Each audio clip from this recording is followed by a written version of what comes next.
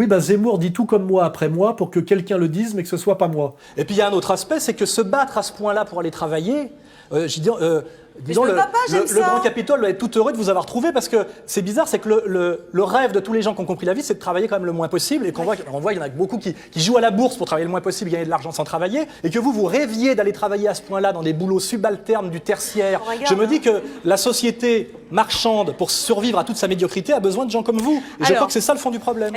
Les femmes ont servi d'armée de réserve. C'est-à-dire que grâce aux femmes, le capitalisme a pu réduire les salaires globaux. Si vous dites que les femmes ont été les jaunes du salariat. Exactement, l'armée de réserve, c'est une analyse que Marx a fait 100 fois. Mais il faut aujourd'hui réactualiser la lutte des classes. On va dire qu'aujourd'hui, nous avons une lutte des classes mondiale entre des prédateurs nomades et des sédentaires productifs. Mais la guerre d'aujourd'hui oppose désormais les sédentaires aux nomades. Je peux apprécier les papiers très bien écrits et très pertinents de Zemmour, mais il faut quand même avoir conscience que Zemmour est là parce qu'il fallait bien, la nature ayant horreur du vide, que ce qu'exprimait Soral depuis notamment son abécédaire de la bêtise ambiante, c'est-à-dire dès 2001-2002, il fallait à la fois chasser Soral, le goy Soral, pour que quelqu'un le dise, mais que ce soit sans risque. Je parle de Vichy, je parle de la préférence nationale pour légitimer la préférence nationale aujourd'hui. Mais pourquoi est-ce que je le fais? C'est pas moi qui ai commencé à le faire. C'est pas moi qui ai défilé en pyjama rayé à la gare de Lyon de Saint-Lazare du Nord quand on renvoyait 10 migrants clandestins. Ce n'est pas moi, monsieur le. C'est la gauche bien pensante. Ce sont eux qui se sont servis de Vichy et qui se sont servis de l'opprobre sur Vichy et qui ont instrumentalisé les morts juifs de 1942 pour empêcher le gouvernement français d'expulser des immigrés venus des pays arabes et africains. Ce n'est pas moi qui ai commencé. Moi, j'ai simplement répondu à cette offensive idéologique depuis les années 80. Merci. Voilà, je pense que j'ai pas besoin de dire plus que ça. C'est que oui, Zemmour dit des choses très bien, oui, il dit tout comme moi et après moi, mais on le laisse le dire parce qu'avec lui, ça n'ira quand même jamais jusqu'au bout de l'insurrection contre le pouvoir qui nous opprime. Voilà, et ça, j'en suis certain. Et je pense que d'ailleurs Zemmour le sait aussi, et on pourra le démontrer par la manière dont Marine Le Pen cherche quelque chose aujourd'hui pour dialoguer avec les Juifs sans passer par le CRIF. C'est un sujet qu'il faut qu'on aborde absolument. Et que vous verrez que normalement, le personnage naturel qui devrait faire le lien entre la communauté organisée et le Front National sans passer par le CRIF, ça devrait être Zemmour. Et vous verrez que Zemmour ne se proposera jamais pour jouer et remplir ce rôle qui pourtant normalement lui revient.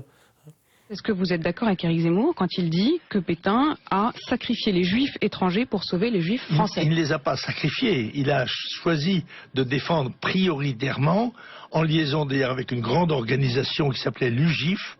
Jean-Marie Le Pen, quand il fait ces déclarations, qu'est-ce que vous en pensez? Je n'en ai cure des déclarations de Jean-Marie Le Pen. J'ai pas écrit un livre de 540 pages, 3 ans de travail, pour commenter les déclarations de Jean-Marie Le Pen.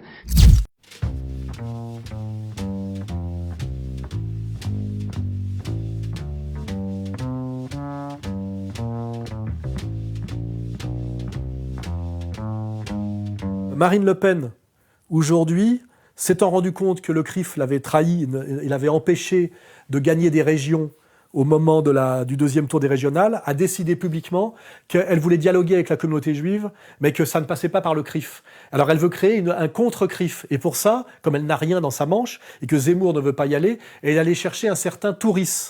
Nous ne considérons en aucune façon que la Ligue de défense juive ou le Bétard crée un trouble à l'ordre public.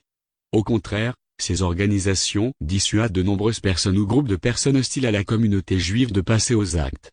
À partir du moment où la LDJ et le Bétard respectent les lois de la République, et accomplissent une mission de service public en défendant les personnes et les biens, au nom de quoi Dieudonné Mbala Mbala se permet-il de demander leur interdiction? Michel Touris, secrétaire général du syndicat Action Policier FTC. Touris est un syndicaliste policier qui a accompagné en Cisjordanie l'inénarrable... Bonjour Louis Alliot. Vous êtes rentré d'Israël hier soir. Qui avez-vous rencontré là-bas? J'ai rencontré des Français qui vivent en Israël ou qui passent leur retraite, qui sont très inquiets de la situation en France et qui voulaient un peu connaître les positions du Front National de Marine Le Pen sur un ensemble de questions qui se posent aujourd'hui. Quel était le but de ce voyage? C'était préparer une éventuelle visite de Marine Le Pen, qui est toujours interdite de séjour en Israël? Elle n'est pas interdite de séjour. Elle n'a jamais pu y aller, elle a essayé d'y aller une première fois en 86. Vous verrez qu'une fois que Marine Le Pen aura fait beaucoup plus de 20% à l'élection présidentielle, le glaçon se décongèlera. Évidemment, il ne fallait pas dialoguer avec le CRIF, mais dialoguer directement avec la diversité des Juifs de France. Non, monsieur Kuckerman, vous n'êtes pas le représentant politique. Les Français juifs ont des représentants politiques, leurs députés et leurs partis. Aucune communauté n'a le droit de prétendre qu'elle représente politiquement une partie de la population française. Monsieur Mélenchon. Et quand Marine se rend compte tardivement qu'elle s'est fait rouler dans la farine par le CRIF et qu'elle veut tardivement le défier en créant un contre-CRIF à sa mesure, en passant par Touris, ça prouve qu'on est vraiment dans l'effondrement total. Il prouve bien que Marine est dans comment dirais-je, dans une espèce de fuite en avant catastrophique et qu'elle n'a pas les outils en main pour se présenter sereinement à la présidentielle. Voilà. Ça, c'était la petite digression qu'on avait oublié de faire tout à l'heure.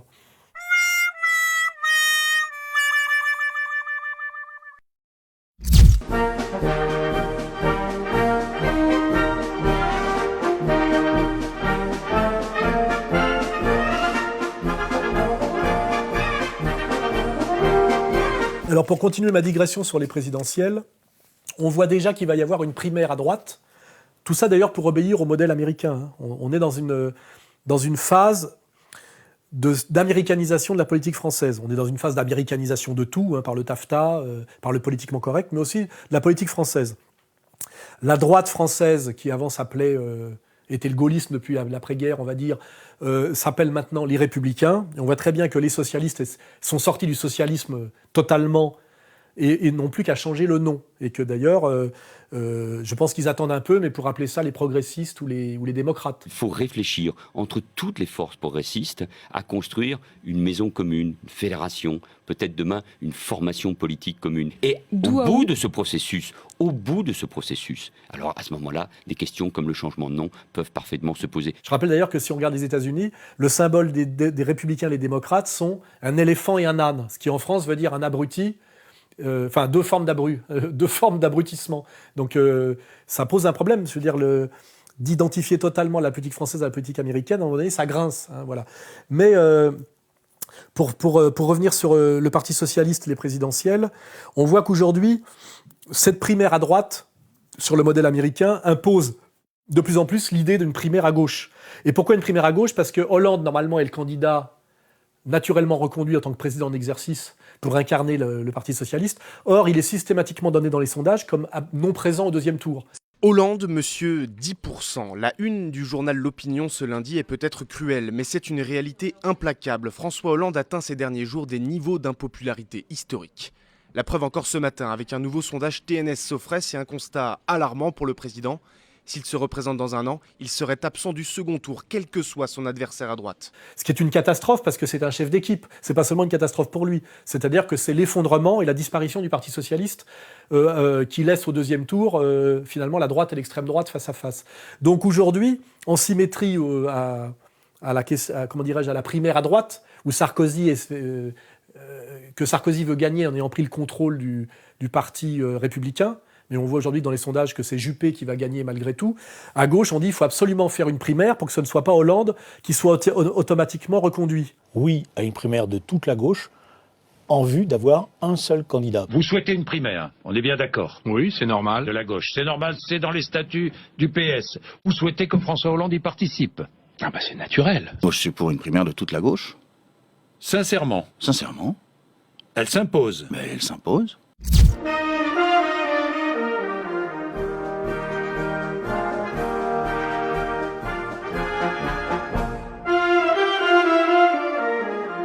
Et celui qui a la faveur des sondages à gauche pour mieux représenter la gauche et être présent au deuxième tour, on sait tous aujourd'hui que c'est Valls. C'est pour ça d'ailleurs que Valls ne dit rien en tant que Premier ministre, il attend son heure.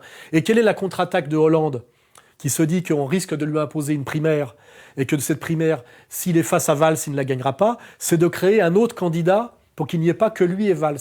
Et c'est l'émergence de Macron. J'ai décidé qu'on allait créer un mouvement politique. Un mouvement politique nouveau.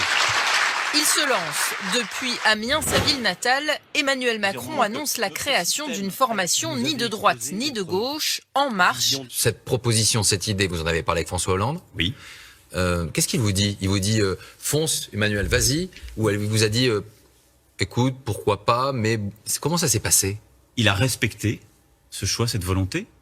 Il l'a respecté et je l'en remercie. Il est totalement inexplicable que Macron puisse se permettre de créer son propre mouvement alors qu'il est ministre d'État sans se faire remonter les bretelles. Macron, qui est un autre candidat libéral que Valls, a été créé et poussé par Hollande, qui se dit « je n'échapperai pas à une primaire à gauche, mais s'il y a une primaire, je peux encore la gagner si on multiplie les candidats concurrents à moi ». La preuve principale que Emmanuel Macron est une créature de François Hollande, c'est que le jour du lancement de En Marche, donc au centre d'exposition et de congrès Mégacité d'Amiens, donc la ville dont Macron est originaire, donc il lance ce mouvement En Marche le 6 avril.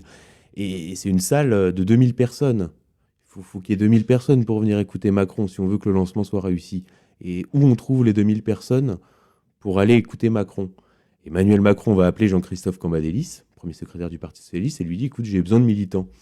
Et Jean-Christophe Cambadélis n'en revient pas, et Macron lui dit « si, vois avec François Hollande, on a déjà vu.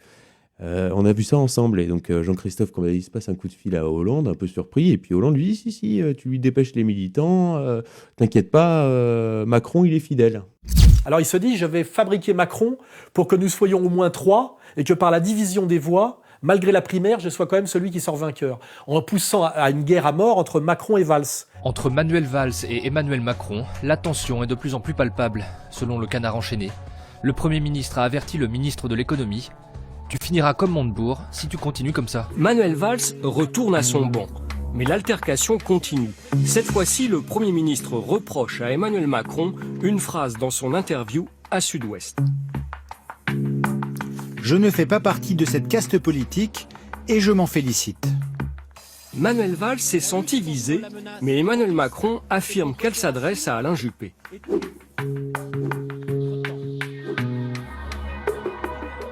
Macron et la stratégie très intelligente et très perverse de Hollande pour, sachant qu'il n'échappera pas à une primaire à gauche, pour être quand même le candidat à la présidentielle qui finira par être élu face à Marine Le Pen. Vous voyez, c'est son seul rêve, de refaire le coup de Mitterrand. C'est Mitterrand, son modèle. Voilà. Donc je vous analyse là. Pourquoi Macron a le droit de faire tout ce qu'il fait? Pourquoi il défie à ce point Valls? Et pourquoi Valls, malgré son énervement incroyable, fait tout pour pas tomber dans le piège? C'est-à-dire se mettre à dire « je sais que c'est Hollande qui m'a mis Macron dans les pattes ». Je dis aussi d'ailleurs que Macron n'a aucun avenir politique puisque c'est un candidat libéral qui représenterait une voix centriste et qui serait une sorte de nouveau Bayrou. Il aura une durée de vie très courte. C'est uniquement effectivement pour faire chier Valls au service de Hollande en attendant la présidentielle. Je ne crois pas du tout à l'avenir de Macron. Par contre, j'explique aujourd'hui sa présence qui serait sinon inexplicable et son espèce de liberté de ton et son incroyable défi lancé à son premier ministre. Attention, je suis là. Il y a une colère sociale, vous voyez. Non. On prend des œufs, là.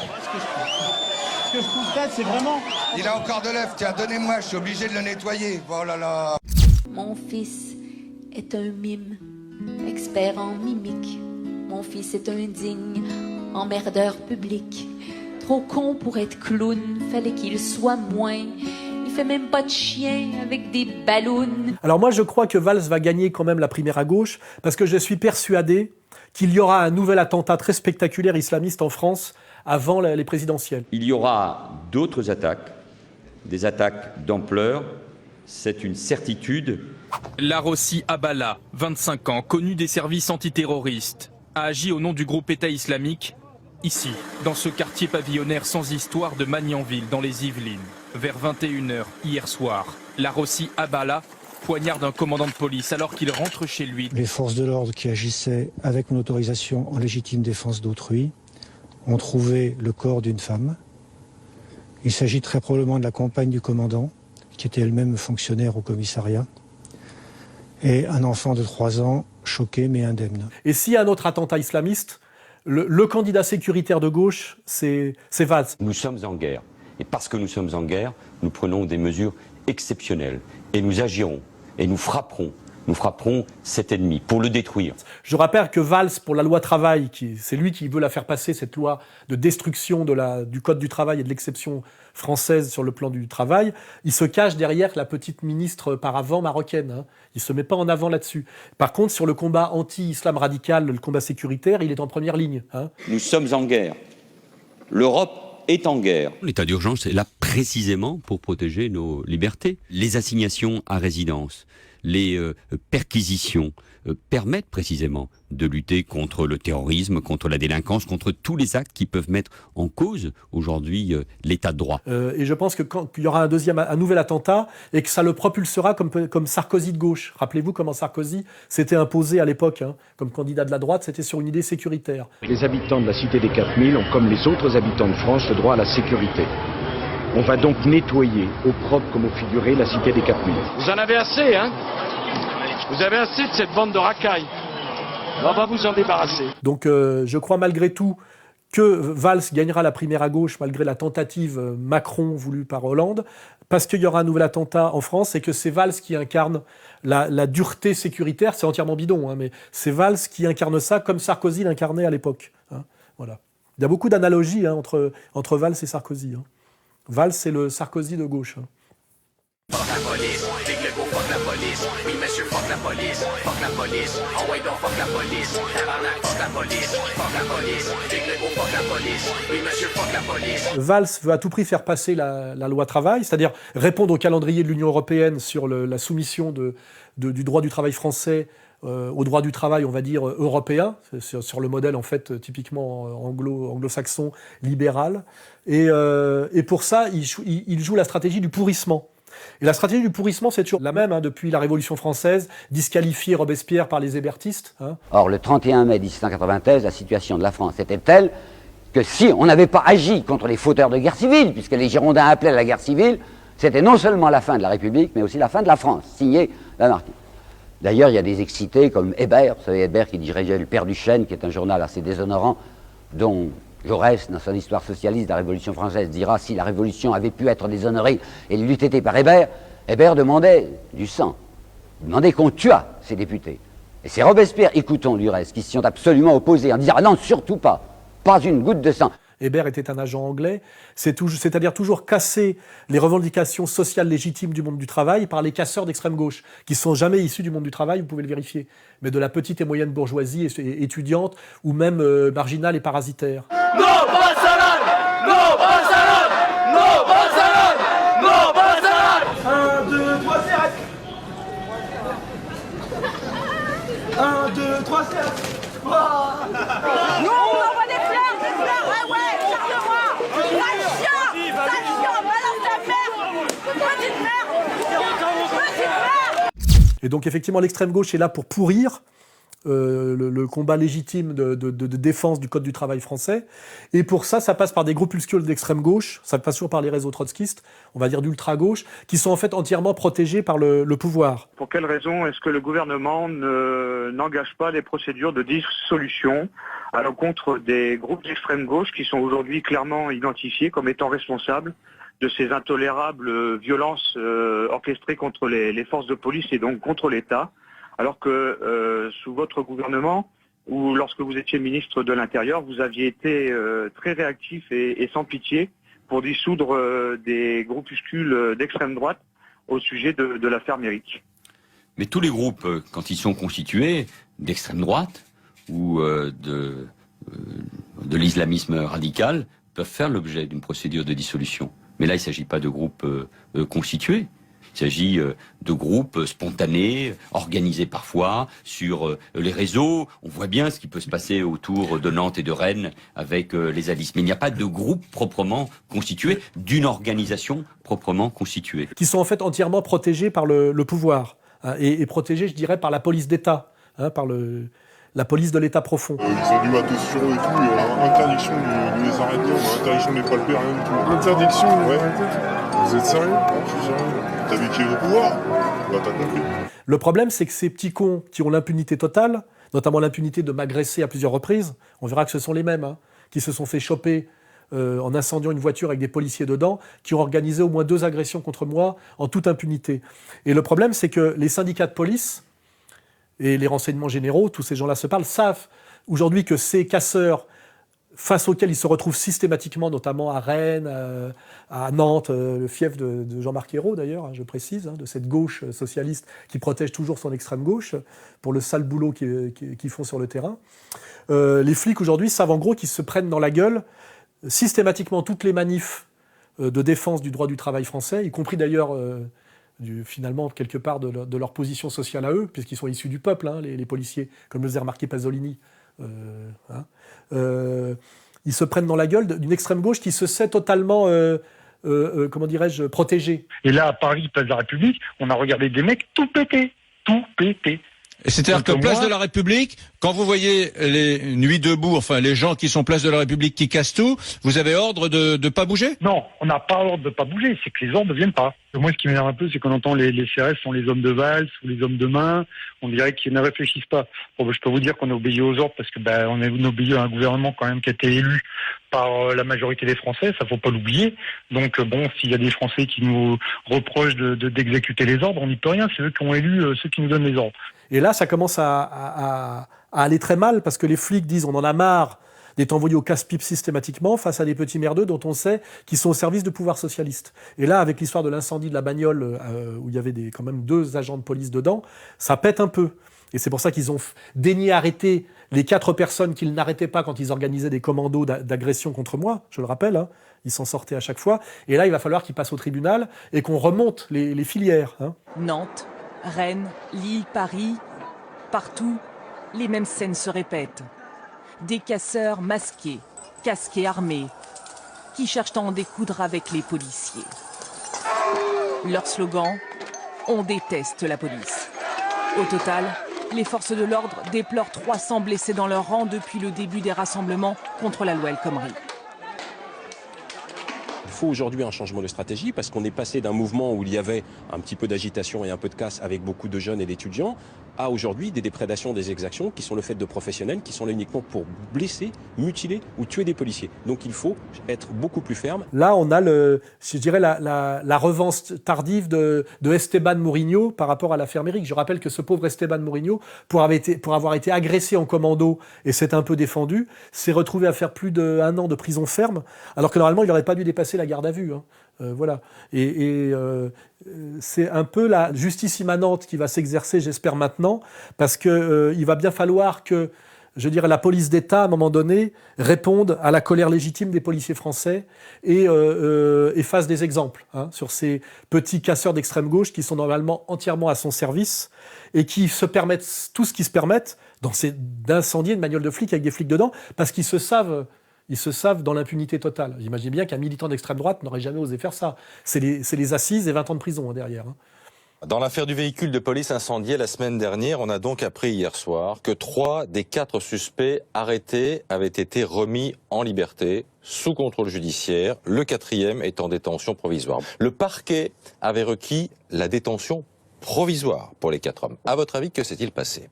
Écoutez, je ne sais pas trop, parce que pour nous, c'est un peu la stupeur ce matin. C'est-à-dire qu'à un moment donné, il y a un juge qui considère qu'il y a des éléments suffisants pour les mettre en examen pour tentative d'homicide. Il y a des éléments qui amènent le parquet à demander la détention. Et aujourd'hui, ils sont dehors. Ça donne un drôle de message en direction de mes collègues qui, tous les jours, depuis maintenant plusieurs semaines, sont confrontés à des bandes de casseurs.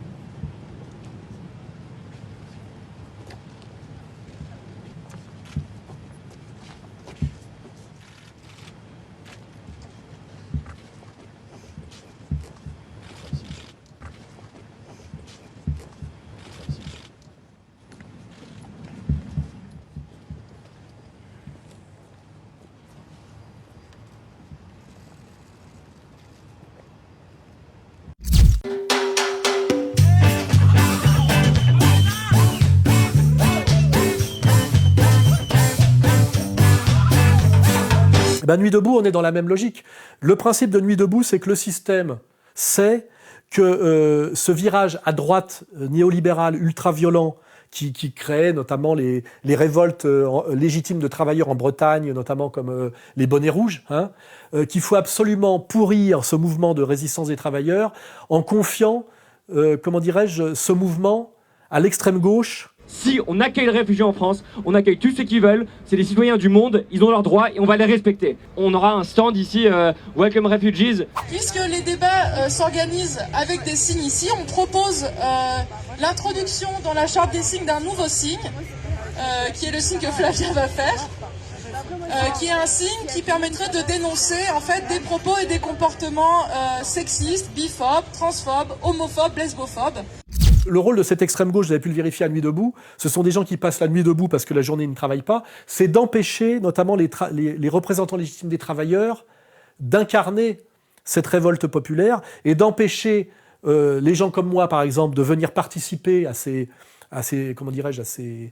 tribunaux spontanés ou ces forums spontanés. Pourquoi dans cette assemblée, tous les jours, on repose le problème de laisser entrer ici les soraliens, de laisser entrer ici les cryptofascistes, de laisser entrer ici les rouges-bruns et leurs idéologies.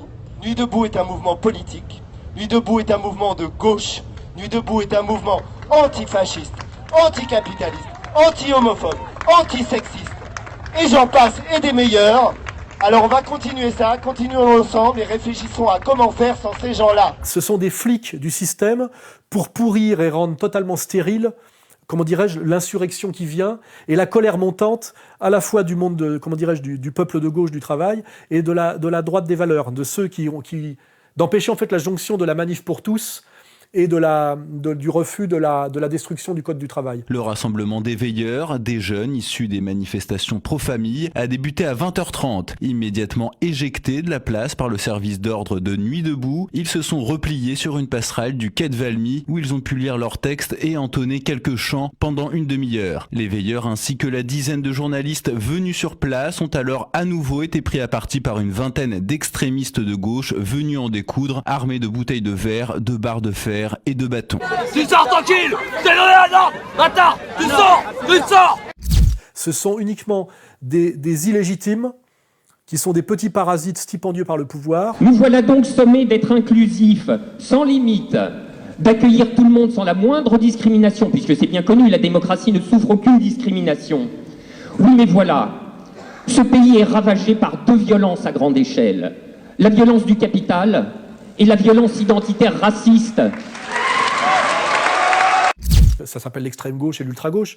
Je rappelle que Lénine en a dit la même chose. L'histoire du mouvement ouvrier montre aujourd'hui que dans tous les pays, le communisme naissant, grandissant, marchant à la victoire, est appelé à traverser une période de lutte, d'abord et surtout, contre le menchevisme propre de chaque pays, c'est-à-dire l'opportunisme et le social-chauvinisme, puis, à titre de complément, pour ainsi dire, contre le communisme de gauche.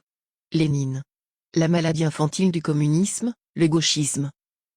Mais c'était déjà le cas avec les indignés, la même chose en Espagne, la même manière dont on a pourri les manifs de Wall Street. Ce sont toujours derrière les réseaux trotskistes, c'est-à-dire les parasites nomades, qui ont toujours lié avec la grande banque internationale, les réseaux Soros, qui manipulent des petits excités d'extrême gauche qui sont en général des fils de la petite bourgeoisie. Beaucoup de ces gamins-là sont pions dans des lycées. Et ça, c'est les fromages du réseau de l'éducation nationale offerts par les réseaux trotskistes. Je connais ça par cœur, il n'y a pas de problème. On voit aucun de ces types-là ne vient de banlieue. Il faut quand même reconnaître que les antifas, c'est souvent des petits blancs du centre-ville, c'est rarement des gens de banlieue. Du coup, un nom est apparu, c'est donc Antonin B serait, selon toute vraisemblance et sous toute réserve, donc Antonin Bernanos. Alors Antonin Bernanos, il se trouve que c'est l'arrière-petit-fils de l'écrivain catholique et plutôt nationaliste Bernanos, Georges Bernanos. Évidemment, il habite plutôt un quartier paisible de Paris. C'est le fils du réalisateur Yves Bernanos, donc c'est typiquement ce qu'on appelle un milieu bobo. Les enfants ont été particulièrement, certains enfants ont été particulièrement sensibles à l'épisode des trains, des déportations l'épisode des wagons aussi. C'est intéressant parce que c'est toujours un peu le même profil de petits bourgeois. Donc là, c'est Action antifasciste Paris banlieue, mais bon, il n'y a pas beaucoup de banlieue dedans. Et c'est tout ce que nous décrivons et analysons à Égalité Réconciliation, oui, aussi par Lucien Cerise qui explique ce que c'est que l'ingénierie sociale. Et c'est pour ça que nous avons autant d'ennuis, et c'est pour ça qu'on est autant détesté par cette extrême gauche. parce qu'on pointe du doigt leur illégitimité, leur collusion avec le pouvoir, et aussi leur collusion avec le sionisme international, tout ça. Voilà. Donc Nuit debout, ça correspond en apparence à quelque chose de légitime, mais quand on se rapproche, c'est de la manipulation, et c'est de la merde. Et pour conclure, je dis que quand on passe sa nuit debout, c'est que la journée, on ne travaille pas, et que les gens qui passent leur journée debout à travailler ont besoin de dormir la nuit. Donc c'est jour debout qu'il va falloir faire demain. Et quand on fera jour debout, là, ça sera vraiment l'insurrection. Motivé, motivé, il faut rester motivé. Motivé, motivé, il faut se motiver. Motivé, motivé, soyons motivés. Oui, alors ça, c'est la catastrophe, je dirais, de la gauche du travail historique, c'est-à-dire le Parti communiste et la CGT, qui depuis la fin des années... depuis l'éviction de Georges Marchais, renonce à tous les fondamentaux qui les rendaient crédibles, c'est-à-dire la lutte des classes. Il faut stopper l'émigration officielle et clandestine. Il est inadmissible de laisser entrer de nouveaux travailleurs immigrés en France, alors que notre pays compte près de 2 millions de chômeurs français et immigrés. Et qui rallie en fait la gauche sociétale, qui est en fait la valorisation des pseudo-catégories bourgeoises pour rendre inaudible le combat de classe, c'est-à-dire rallier le combat des femmes, des jeunes et des immigrés. Avec la CGT, gagnons l'égalité. La journée de la femme à la CGT, c'est toute l'année.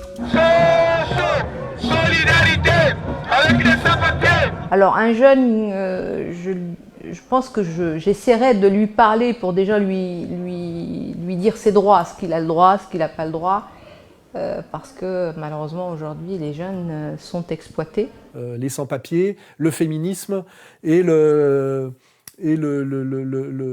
trotsko-jeunisme, qui sont en fait des fausses catégories, qui sont là pour rendre inaudible le combat de classe, qui, elles, sont fondées par les vraies catégories, qui, en société bourgeoise, sont produites par leur relation capital-travail et puis la position sociale dans le processus de production. C'est qu'il me semble qu'il faut faire extrêmement attention à ne pas mélanger le problème des salariés, quelle que soit leur position dans la hiérarchie des salariés, et le problème des grands capitalistes qui sont les profiteurs de tous les salariés, y compris de ceux qui sont en haut de la hiérarchie. À quoi ça aboutit, en plus de tout ce qui a déjà été dit dans la discussion, à détourner le combat des ennemis véritables que sont les grands capitalistes, parce qu'on déplace le problème. L'ennemi, ça devient le supérieur hiérarchique, alors qu'au contraire, ce devrait être, dans une lutte de classe bien comprise, un allié potentiel et parfois un allié très solide. Je vous rappelle qu'un gay, selon qu'il soit ouvrier ou rentier, n'a pas, quelle que soit sa pratique dans la pissotière, les mêmes intérêts politiques sérieux quant à ses choix, notamment de politique de gestion. C'est ça qu'il faut comprendre. De même qu'une ouvrière n'a pas de combat social commun à mener avec une rentière. Il faut comprendre que la patronne du FMI est une femme, comme la femme de ménage, sans doute, qui nettoie à la fois sa maison et ses locaux. Elles n'ont pas de combat commun à mener. C'est toutes les escroqueries du féminisme, toutes les escroqueries du jeunisme et aussi toutes les escroqueries du sans-papierisme. Et malheureusement, le Parti communiste comme la CGT, depuis des années, drague les femmes, les jeunes et les sans-papiers, alors que ces gens-là les méprisent ouvertement et ne leur apportent jamais rien. Parce qu'en fait, il y a une désaffection totale du mouvement syndical. Je rappelle que tous syndicats confondus ne représentent que 7 à 8% des salariés et que la CGT est même devenue minoritaire aujourd'hui parmi les syndicats. C'est-à-dire que la CGT doit représenter 2% des salariés et aujourd'hui elle essaye d'encarter à tout va et de draguer sur le terrain de la manif, et elle drague les jeunes. Alors avec cette affiche anti-flic, elle drague en fait les gauchistes qui vont systématiquement attaquer le SO de la CGT depuis des années et des années. Pour ne pas laisser le champ libre aux casseurs, les syndicats avaient prévu leur propre service d'ordre. Les voici ici, étonnamment équipés de battes de baseball et de matraques. Dans la foule, ce brassard rouge les distingue des manifestants les plus radicaux, avec lesquels les échanges sont houleux. Laissez-nous manifester de notre façon et vous manifestez de la vôtre. Vous vous foutez devant nous avec des gros bâtons là et vous vous étonnez qu'on vous frappe avec des trucs. De son côté, le service d'ordre de la CGT justifie cet équipement. Moi j'ai des collègues qui ont été blessés la semaine dernière. Je me suis pris un pavé là, voilà. Bon, bah, cette semaine on est venu pour que ça se passe bien. Et est-ce qu'avec des battes de baseball, c'est pas aussi ça se passe bien. La tension. Pour que ça se passe bien.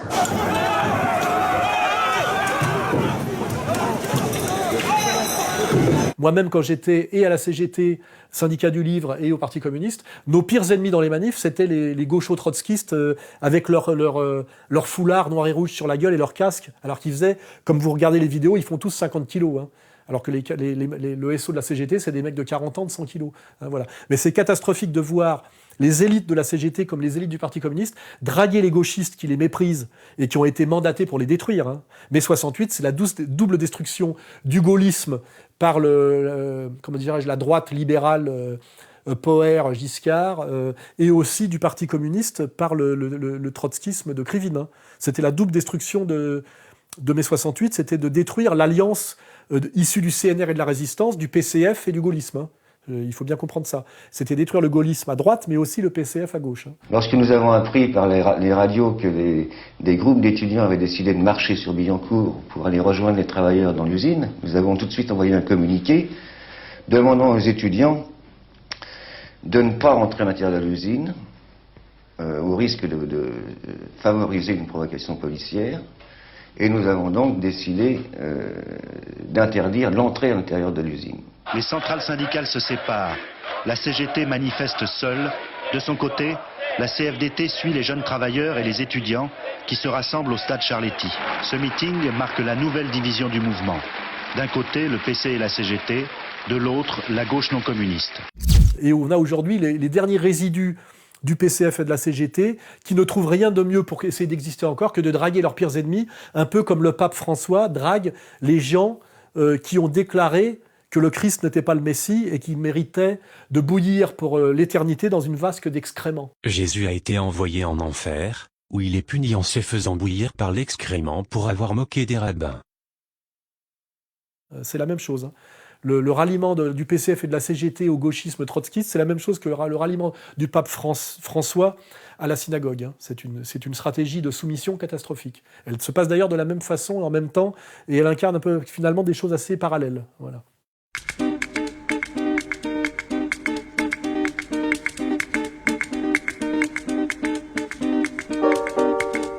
Aujourd'hui, la gauche, qui a un gros problème, effectivement, et qui voudrait essayer de ne pas perdre les élections à tout prix, une de ses stratégies, c'est d'encarter à tout va les sans-papiers. C'est-à-dire de leur donner au plus vite et par tous les moyens la nationalité française pour qu'ils votent, qu'ils produisent un vote de remerciement et qu'ils votent à gauche. Une voie sans issue pour ces migrants qui s'entassent dans les camps de Calais et des alentours.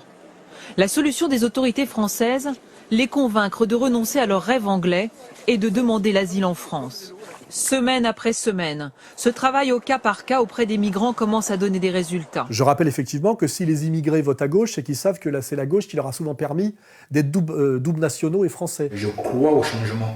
Et je sais que les choses vont changer, même si je suis dans cette situation, même si ça ne change rien pour moi, j'en suis persuadé même que les Français auront une vie meilleure.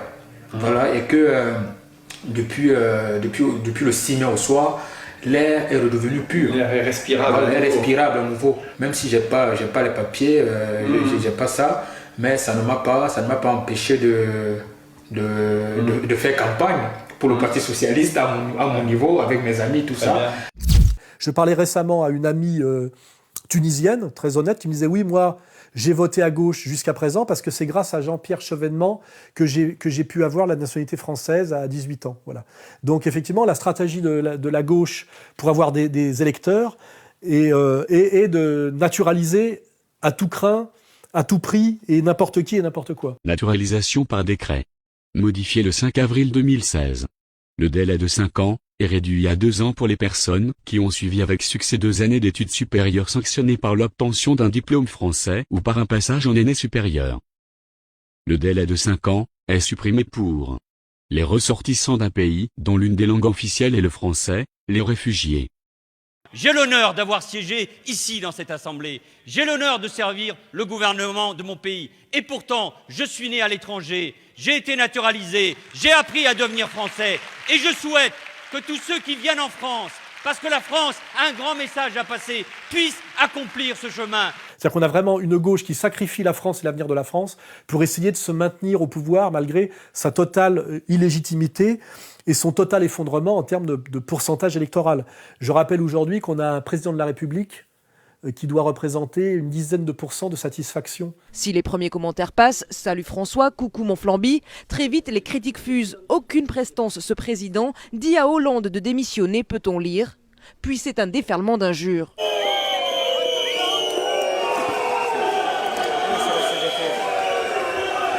Hein, c'est-à-dire que normalement, ils doivent dégager vite. Hein. Oyez, oyez, habitants de Bagdad, Aladdin arrive, vous n'êtes pas taille. Bandez les yeux à vos phares, elles vont tomber sous le char. Prétendant, si tu l'es, je te conseille de baisser les armes. C'est tellement incroyable d'avoir choisi un rappeur pour commémorer du Haumont, c'est-à-dire la plus grande boucherie jamais vue, je dirais, dans l'histoire, puisque Verdun, c'est une bataille stratégique dans la guerre franco-allemande de 14-18, une bataille qui, en 9 mois, je crois, a fait 700 000 morts. Verdun 1916. La guerre sous sa forme la plus tragique.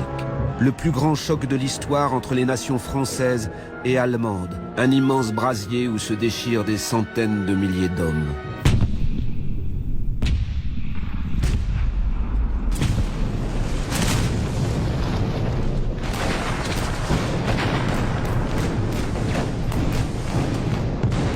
Ils l'appelleront l'enfer de Verdun. Je rappelle que la Deuxième Guerre mondiale, dont on nous rabat les oreilles en permanence, et qui nous impose le devoir de mémoire quotidien, c'est toute nationalité confondue, 75 000 juifs morts, et si on prend les Français de confession juive, 25 000 environ. Hein. Là, nous avons, en 9 mois et non pas en 5 ans, 350 000 Français de base au tapis. Statistique du Mnebrit, pour la Première Guerre mondiale. Nombre de Français juifs mobilisés, 30 000. Sur 7 900 000 Français mobilisés. Nombre de soldats français juifs tués, 5 000. Sur 1 400 000 soldats français tués. Nombre de rabbins tués, 6. Pour 6 000 prêtres et religieux catholiques tués. Fait troublant. En 1921, Albert Manuel, secrétaire général du consistoire israélite, publie dans « Les Israélites dans l'armée française », le chiffre de 3068 morts juifs pendant la Première Guerre mondiale. Tu ne peux savoir ce que l'homme peut faire contre l'homme. Mes pieds sont gras de cervelle humaine. J'écrase des thorax. Je rencontre des entrailles. Et il était très très obscène que pour commémorer ça, on demande ça à un rappeur qui en plus, par ses diverses productions scéniques, avait plutôt craché sur la France. À l'origine de la polémique, des propos tenus par Black M dans plusieurs chansons. Dans un titre notamment, il parle de la France comme d'un pays couffard, terme péjoratif désignant les mécréants en arabe. J'aurais pas dû me lancer dans la musique étant petit. T'écouter papa étant petit. Je me sens coupable quand je vois ce que vous a fait ce pays. Coupable. Et il est évident que ça engendre une légitime colère. Et qu'effectivement, cette colère est portée par le camp national et qu'on va dire tout ça est bon pour le Front National. En tout cas, c'est le Front National seul qui a levé ce lièvre, qui a découvert ce que moi je considère comme être un crachat contre un monument aux morts. Parce que moi je pense aux centaines de milliers de nos soldats héroïques, poilus, qui sont tombés pour la France, qui ont versé leur sang, qui ont livré leur vie parfois alors qu'ils n'avaient pas 20 ans. Et on va leur imposer ce concert ignoble. Mais on peut après se poser la question, c'est que ce n'est pas ce Black M qui a choisi lui-même de venir chanter à ces commémorations. On n'a fait que le choisir comme, je dirais, espèce de victime expiatoire, exactement comme on fait porter la loi travail par la petite marocaine, dont je fais exprès de ne pas me souvenir le nom, et de même qu'on détruit l'éducation nationale française et le français par une autre petite ministre marocaine. Hein. Alors la question c'est qui a choisi ce petit rappeur et pourquoi ?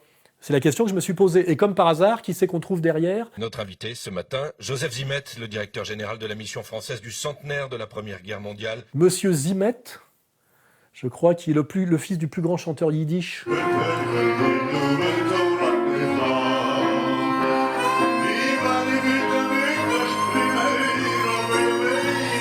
Donc issu de la communauté, et derrière le maire de Verdun qui effectivement... Moi, vous le savez, je suis professeur d'histoire, maire de Verdun, cité universelle. Je me bats au quotidien pour défendre les valeurs et les principes de la République. Mais je n'en doute pas, Samuel Hazard. La question est simple. Est-ce que vous regrettez cette invitation ou est-ce que vous l'assumez? Black M chantera le 29 mai à Verdun. Aujourd'hui, on l'assume. Monsieur Hazard, oui. Donc voilà. Donc Monsieur Hazard et Monsieur Zimet choisissent un black rappeur pour commémorer Verdun. On est au-delà de la maladresse là. Il y a vraiment le plaisir d'injurier, je dirais, le producteur sédentaire français blanc européen qui en a chié dans les tranchées, et aussi, de manière très perverse, continuer à diaboliser le français d'origine immigrée et aussi le rendre détestable à la communauté française patriote. Black M, entends-tu?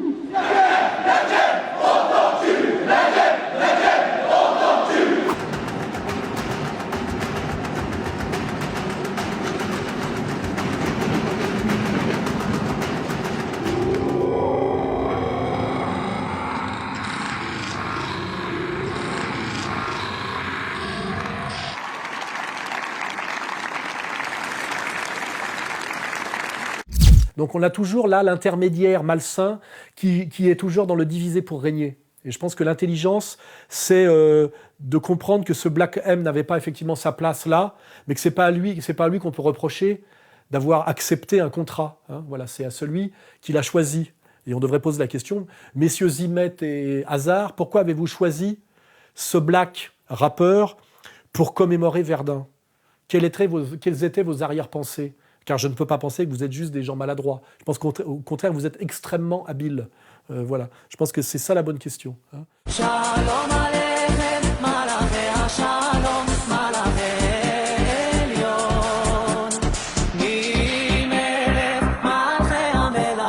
Et avant de faire donc des études brillantes de dentiste, il a décidé de prendre une année sabbatique durant laquelle il a participé d'abord à la Nouvelle Star en Israël, où il a été le premier chanteur à chanter en français. Et puis après, il s'est dit, tiens, je vais poster des vidéos sur le net. Il a repris notamment un titre de Patrick Bruel, je te le dis quand même. Et alors là, la magie opère, quand c'est le destin, c'est le destin. Patrick Bruel lui propose à ce moment-là de faire un duo avec lui.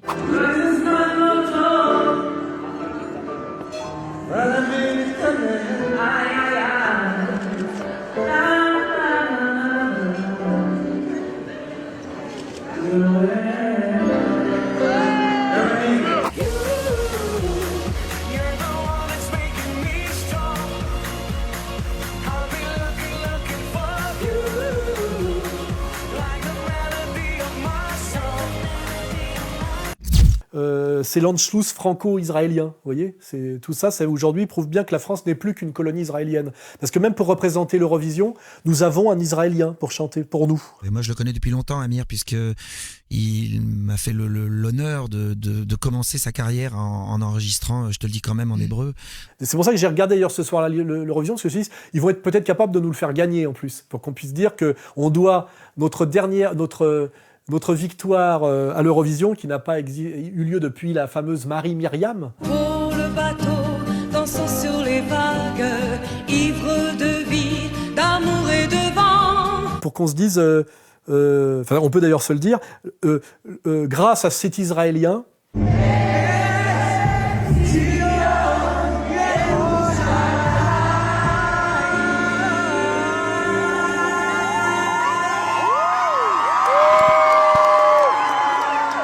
grâce donc à cet Israélien, nous avons eu le meilleur classement à l'Eurovision depuis la victoire de Marie-Myriam. Et qui nous a rejoint? Ah c'est le héros. En ce moment, il y a un héros en France et il est avec nous. Alors, ne me parlez pas de Sébastien Flute, qui a fait des résultats formidables au tir à l'arc. Hein, non, mais c'est vrai. Ne me parlez pas de Teddy Riner, qui est un des plus grands sportifs qu'on connaît. L'équipe de France de handball, non. Il y a un héros aujourd'hui. La France lui doit tout. Lui doit cette 6e place à l'Eurovision. Amir est avec nous.